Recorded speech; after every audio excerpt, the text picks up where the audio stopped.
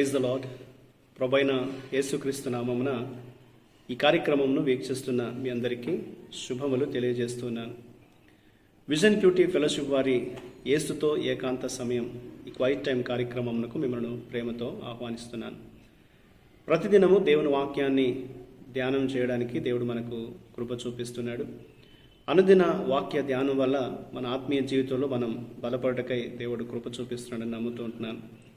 తిమోతికి రాసినటువంటి 2వ పత్రిక మనం ధ్యానం చేస్తున్నాం. ఈరోజు మన ధ్యానం కొరకై ఏర్పాటు చేయబడిన లేఖన భాగము తిమోతికి రాసిన 2వ పత్రిక 2వ అధ్యాయము మొదటి 13 వచనాలు. ముందుగా ఈ భాగంలో మనం మొదటి 7 వచనాలు చదువుకుందాం. నా కుమారుడా, క్రీస్తు యేసునందున్న కృపచేత బలవంతుడు కమ్ము.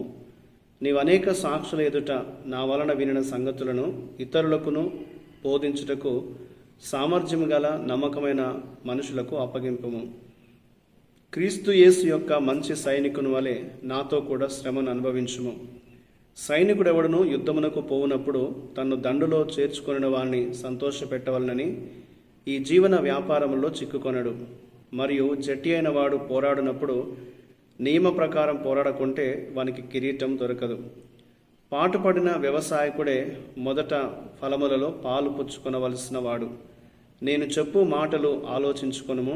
అన్ని విషయముల యందు ప్రభు నీకు వివేకం అనుగ్రహించును.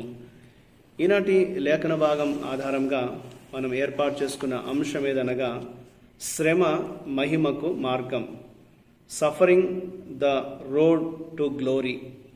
నేటి వాక్య భాగం యొక్క సారాంశాన్ని మనం గమనించినట్లయితే పౌలు తిమోతిని కృప ద్వారా బలపరచబడాలని కోరుకున్నాడు.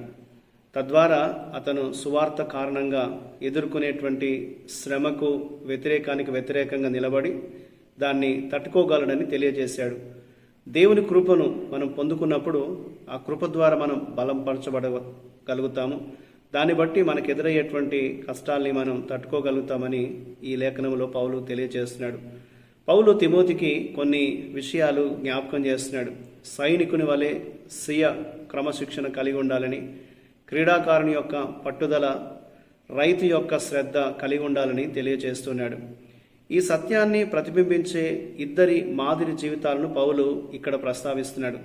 అందులో ఒకరు యేసుక్రీస్తు అయితే మరొకరు తన గురించి పౌలు ఒక మాదిరిని చూపిస్తున్నాడు.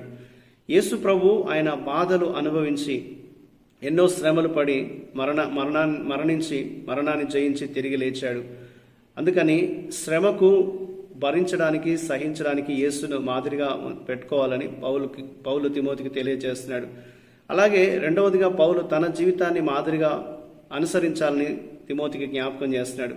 నిజానికి పౌలు సువార్త కోసము ఎన్నో శ్రమలు అనుభవించాడు. జైలుకి వెళ్ళడం, అలాంటి అనుభవాలు అతని జీవితంలో ఉన్నాయి.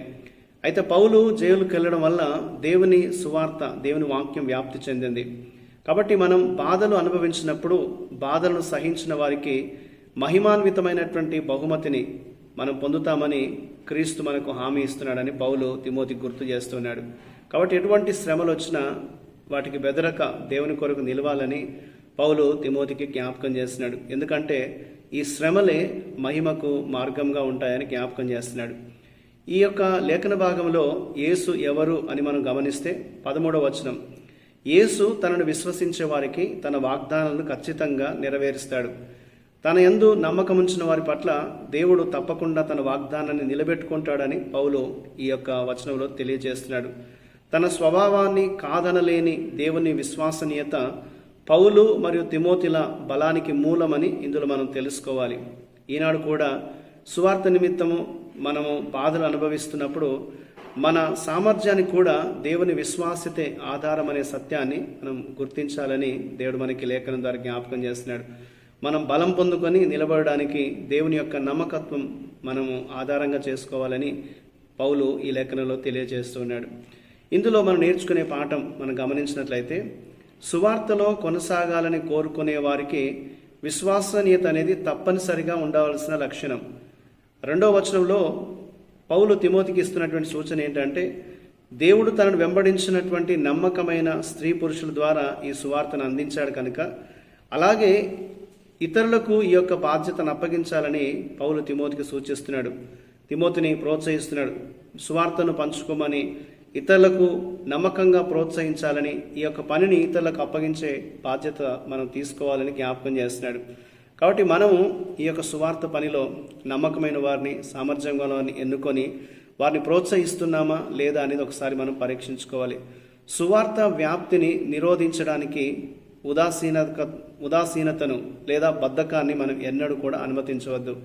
సువార్త వ్యాప్తి చెందడానికి మన వంతు, మన ప్రయాస కొనసాగించాలనేది ఈ యొక్క వాక్యంలో మనం జ్ఞాపకం చేయబడుతున్నాం.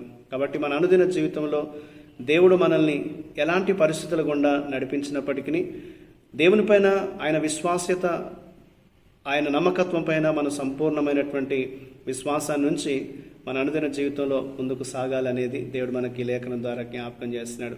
ఆ రీతిగా మనము దేవుని వాగ్దానాల్ని పట్టుకొని, ఆయన నమ్మదగిన వాడని విషయాన్ని గుర్తుపెట్టుకొని దేవుని కొరకు, ఆయన సువార్త కొరకు సాక్షిగా నిలవాలనేది, ఎన్ని శ్రమలు వచ్చినా ఈ శ్రమల గుండా మనం ముందుకు సాగినప్పుడు, ఎదుర్కొని నిలబడినప్పుడు అవే మనకు మన మహిమకు మార్గంగా ఉంటాయనే విషయాన్ని తెలుసుకొని ప్రభు కొరకు జీవించాలనేది ఈ వాక్యం ద్వారా మనం ప్రోత్సహించబడుతున్నాం.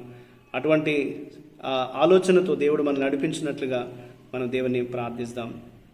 మా ప్రియ పరలోకపు తండ్రి, నీ విశ్వాస్యతను బట్టి నాయన వాగ్దానం చేయబడిన శాశ్వతమైన మహిమపై మేము దృష్టి ఉంచడానికి సహాయం చేయండి. దేవా, మా శ్రమల మార్గంలో మేము ఏమాత్రం కూడా వెనుతిరగకుండా మేము నీ కొరకు నిలబడి సాక్షిగా జీవించే కృప మాకు దయచేయమని యేసుక్రీస్తు నామమున ప్రార్థిస్తున్నాను తండ్రి. ఆమేన్.